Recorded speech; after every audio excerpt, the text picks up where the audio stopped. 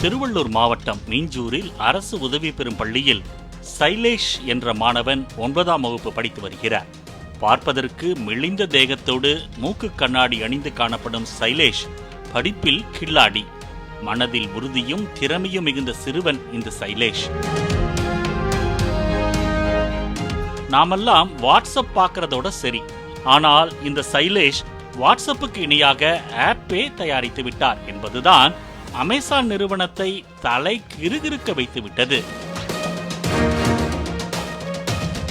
தூக்குடா அந்த செல்லத்தை என்ற கதையாக அமேசான் நிறுவனம் மாதம் ரூபாய் 2 லட்சம் ஊதியமாக தருவதாகவும் தங்களுக்கு வேண்டிய ஆப்களை டிசைன் செய்து தருவதுதான் இனி உங்களின் வேலை என ஒப்பந்தமே போட்டுக்கொண்டது என்றால் பார்த்துக் கொள்ளுங்களேன். ஃபஸ்ட்டு ஒரு நல்ல ஒரு ஆப் கிரியேட் பண்ணேன். அந்த ஆப்பை வந்து ஆல்ஃபா கம்பெனி வைத்தேன். அந்த ஆல்ஃபா கம்பெனி வந்து எனக்கு 35,000 தந்தாங்க. அந்த ஆப்பை விற்றுட்டாங்க.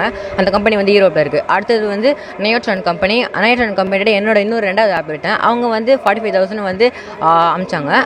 அந்த 45,000 அமிச்சது இல்லாமல் அவங்க வந்து இன்னொரு அமேசான் கம்பெனிக்கு வந்து இப்போ என்னை பார்ட்னர் எடுத்துருக்காங்க. அமேசான் கம்பெனி இப்போ நேற்று கூட அவங்களுக்கு ஒரு ஆப் கிரியேட் பண்ணி தந்தேன். இது மட்டும் இல்லாமல் இப்போ வந்து அமேசான் கம்பெனியோட வந்து இப்போ பார்ட்னராக சொல்லியிருக்காங்க. பார்ட்னரானா மந்த்லி 2 lakhs வந்து எனக்கு இன்கம் வந்து சொல்லியிருக்காங்க. இப்போ வந்து எனக்கு இந்த எல்லா விஷயத்துலையும் ஹெல்ப் பண்ணாங்க. என் டீச்சர்ஸ், என் ஃப்ரெண்ட்ஸ், எங்கள் HM எல்லாருமே வந்து எனக்கு ஹெல்ப் பண்ணாங்க. இவங்களால தான் நான் வந்து இன்னைக்கு இப்படி இருக்கேன். பொதுவாக மொபைல் போன்களை பயன்படுத்தும் சைலேஷ் வயது மாணவர்கள் கேம் விளையாடி கொண்டுதான் இருப்பார்கள்.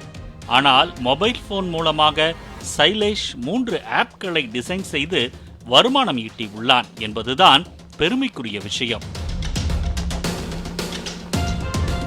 இதில் 2 ஆப்கள் கேம்கள் தொடர்பானது, மற்றொன்று வாட்ஸ்அப் போன்றதாகும்.